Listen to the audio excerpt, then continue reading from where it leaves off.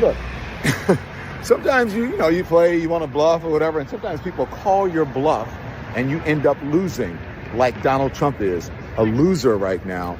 And guess what? So are the American people, because he's the one that's leading the country. He's the one that started this tariff BS. F around and find out.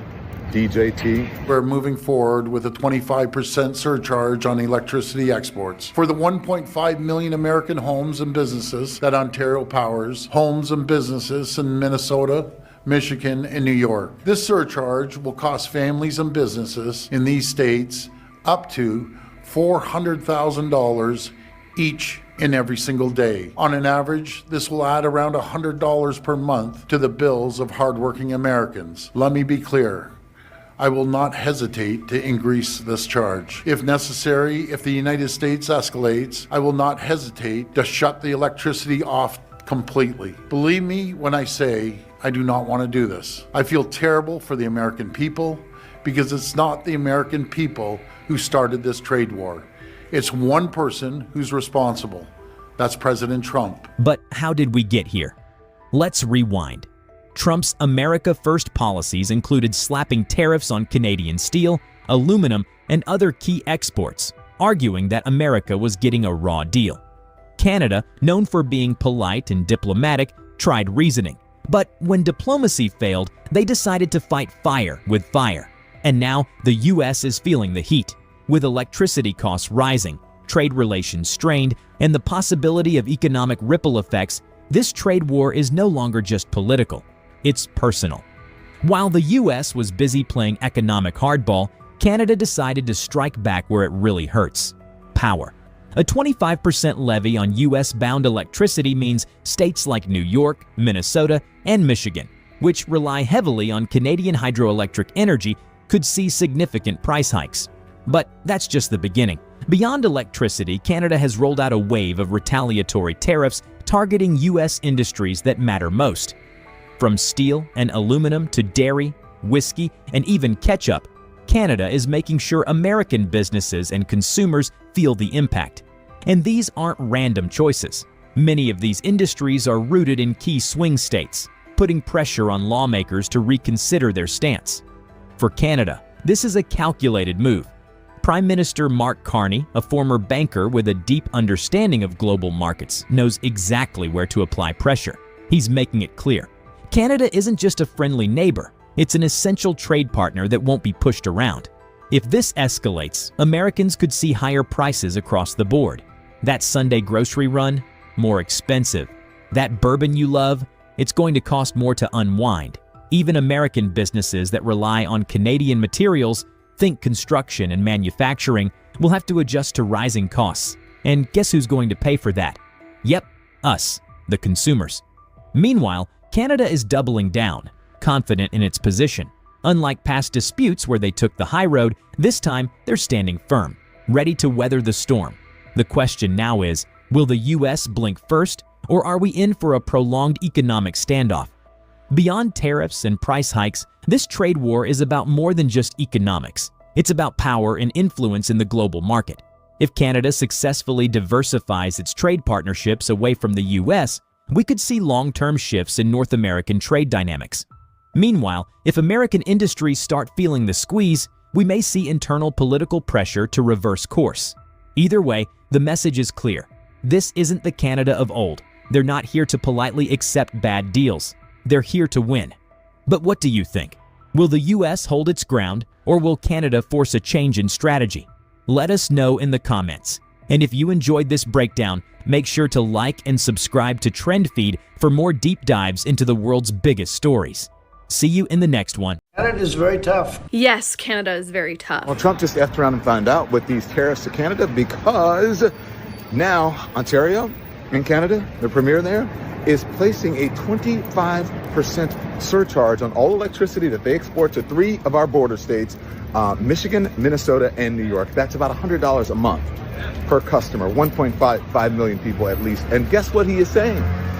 He said he's not going to hesitate to raise the surcharge or even shut it off completely if Donald Trump keeps this up. And my government will keep our tariffs on until the Americans show us respect.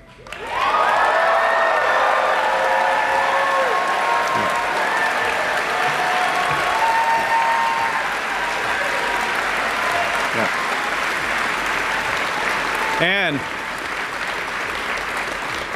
until they can join us in making credible and reliable commitments to free and fair trade. As Krista did. Yeah. And in the meantime, we will ensure that all the proceeds from our tariffs will be used to protect our workers. From one old guy to another old guy. Stop this nonsense.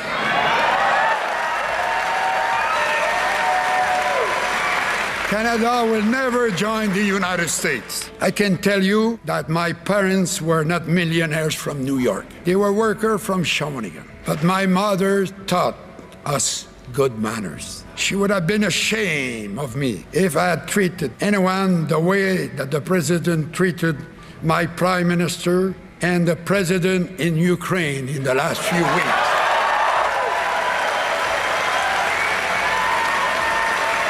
The reason we don't want to become American is because our values as Canadians. We are proud Canadians, and yes, in fact, we owe a debt of recognition to Mr. Trump. He has united us as never before. Well, ladies and gentlemen, fellow Americans, fasten your seatbelts because things just got real with our friendly, maple syrup-loving neighbors to the north. Canada, yes, Canada, is gearing up for a trade war, and you can thank none other than Donald J. Trump for putting us in this mess. Trump has been saying that Canada is taking advantage of the U.S., but is that really true? Let's break it down. Some people hear the word trade and think it means swapping goods back and forth, but that's not exactly right. Canada and the U.S. are buying and selling products from each other with money. Each year, the U.S. buys about $425 billion worth of Canadian goods, while Canada buys $355 billion worth of American goods. Now, some people will stop there and say, see, the U.S. is subsidizing Canada, but that's not true. It just means the U.S. is purchasing more from Canada than Canada does from the U.S. Now, keep in mind, neither country is required to buy anything from the other. Now, let's zoom in. Canada has about 40 million people, while the U.S. has 340 million people. That's a huge difference. With so many more people, the U.S. naturally needs more resources than Canada does. Here's where it gets interesting. This works out to America spending, on average, about $1,200 per person per year on Canadian goods. But Canada spends about $9,300 per person on U.S. goods. So even though the U.S. buys more in total, Canadians are spending way more per person on American products. Canada's newly minted Prime Minister, Mark Carney, isn't mincing words. In a move that's as bold as a double shot of espresso, he looked Trump straight in the eye. Okay, maybe through a press conference, and declared that Canada will never bend the knee to America. And in case that wasn't clear enough, they've backed it up with retaliatory tariffs. And folks, they're hitting where it hurts. So Donald Trump thinks he can weaken us with his plan to divide and conquer. Pierre Poilievre's plan will leave us divided and ready to be conquered. Because a person who worships at the altar of Donald Trump will kneel before him, not stand up to him.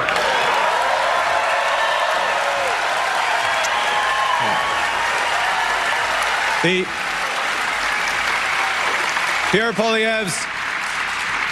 Poilievre's slogans are not solutions. His anger is in action. His division is in strength. Division won't win a trade war. Division won't pay the rent or the mortgage. Division won't bring down the price of groceries. Division won't make Canada strong. Imagine this. You're sitting in your cozy American home, watching Netflix, sipping on your overpriced oat milk latte, when suddenly, boom, your electricity bill just shot up. Why? Because Canada, the country that has quietly been keeping our lights on with its hydroelectric power, just slapped a 25% levy on electricity exports to the US. That's right, Canada provides a huge chunk of America's electricity, especially to states like New York, Minnesota, and Michigan. And now, thanks to Trump's aggressive trade policies, they're making us pay for it. Literally. It's like if your friendly next-door neighbor, who's been letting you use his Wi-Fi for years, suddenly decided to charge you a premium because you started charging him to borrow your lawnmower. But wait, there's more.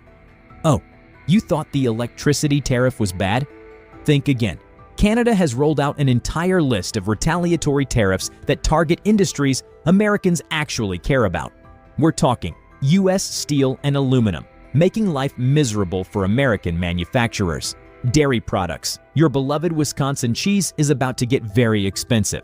Whiskey and bourbon, a tragedy for cocktail lovers. Ketchup and orange juice. Yes, even your morning breakfast and backyard BBQs are under siege. This isn't just about money, it's about principle. Canada isn't just slapping random tariffs on goods, they're strategically targeting industries in states that supported Trump, a move designed to put pressure on American lawmakers where it really counts.